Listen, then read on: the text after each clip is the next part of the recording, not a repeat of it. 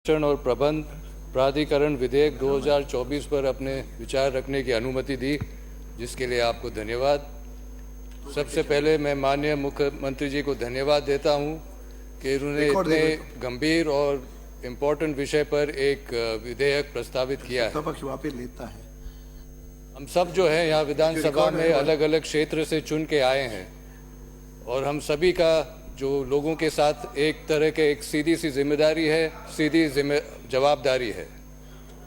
लेकिन कई बार विधानसभा में और सरकार में ऐसे विषय आते हैं जिनके बारे में बारीकी में जानकारी होना नामुमकिन है, और तब जो है हम प्रशासन से या अधिकारी जन से राय लेते हैं, और ये जो हमारे लोगों के प्रति जो सीधी जिम्मेदारी है उसको ध्यान में रखते हुए हमें ये निर्णय लेना है कि हम वो राय लें कि हम राय न लें।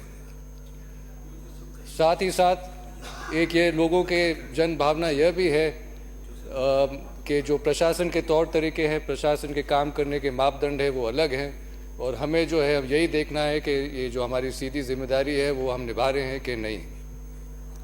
साथ ही साथ लोगों के मन में यह भी भावना है कि जो भी संपत्ति या जो भी कार्य प्रशासन के हाथों में है वहाँ कहीं ना कहीं कभी कमी नज़र आती है। तो अगर ये जो विधेयक जो है कि राजस्थान क्षेत्र के सभी भू स्रोतों पे लागू होगा, तो मेरे ख्याल से पहले प्रशासन और सरकार को यह भी देखना चाहिए कि जो भी भूजल स्रोत उनके नियंत्रण में है, भले बावड़ी है, कुंड है कि और कोई स्रोत है, कि पहले के जो जल व्यवस्था है उन्हें सुधार लें, तो ये जल की जो गंभीरता है उसमें भी सुधार आएगा। और इस जहाँ तक ये विधेयक है, इस विधेयक के लिए भी ज़रूर कोई ना कोई राय ली होगी, प्रशासन से राय ली होगी, अधिकारियों से राय ली होगी। और एक विधेयक को एक अच्छे विधेयक कहने के लिए एक दो तो ज़रूरतें हैं कि वो न्याय संगत हो और इसमें स्पष्टता हो। तो अगर इन दोनों चीज़ों की अभाव होगी तो फिर या तो उद्देश्य हासिल करने में कमी रहेगी, या नहीं तो एक अस्पष्ट विधेयक कई बार एक भ्रष्टाचार का एक जड़ बन के रह जाता है। यह लोगों की मंशा है, यह लोग सोचते हैं।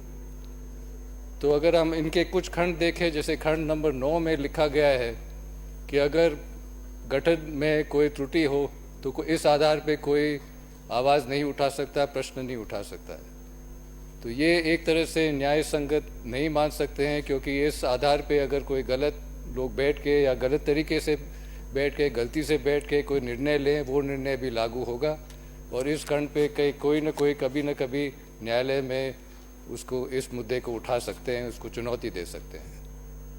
अगर हम खंड 13 देखें तो खंड 13 में यहाँ स्पष्ट तौर से नहीं कहा जा रहा है कि ये किन किन भू स्तरों, किन किन भूजल स्रोतों पे लागू होगा।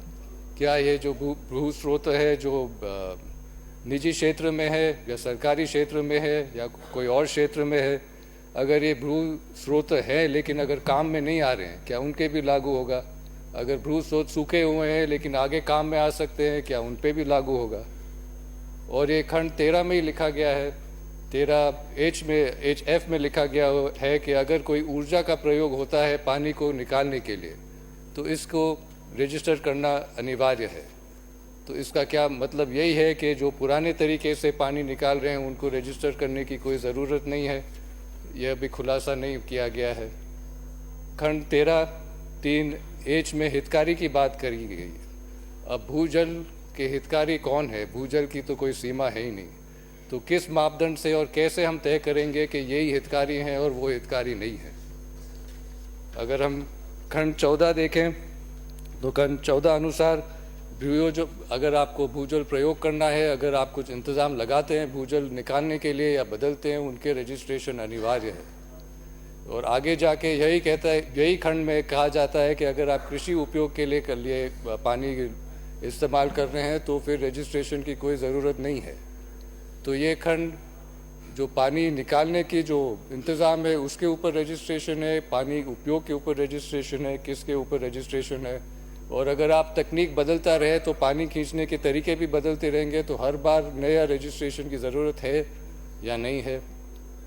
खंड 14 में अगर हम देखें तो टैरिफ की बात की जाती है कि पानी के प्रयोग पे टैरिफ लगाया जाएगा, लेकिन कई बार जो है जो भूजल स्रोत है उसमें उनमें अलग अलग कनेक्शन नहीं है, वो एक ही कनेक्शन से अलग अलग उपयोग में पानी लिया जाता है।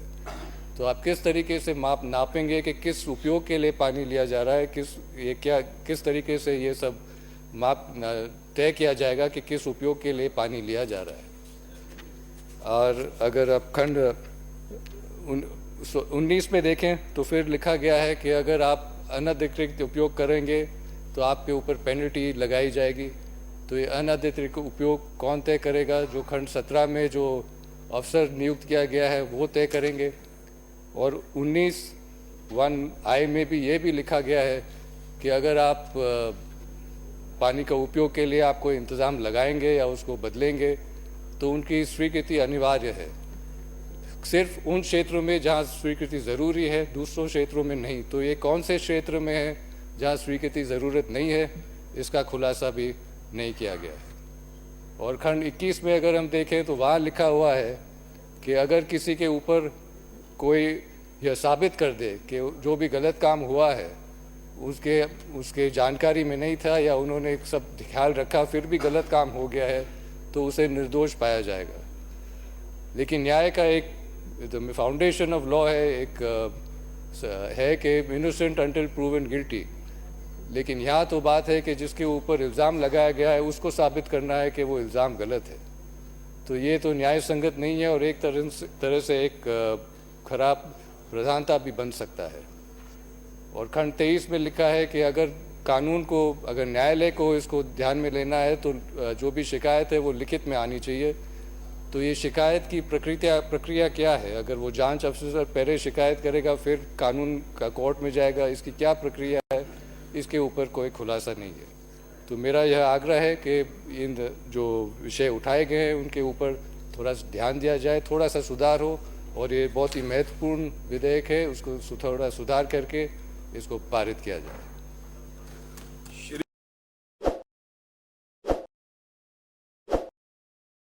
ताज़ा खबरों के लिए विजिट करें द फैक्ट इंडिया की वेबसाइट और डाउनलोड करें द फैक्ट इंडिया ऐप।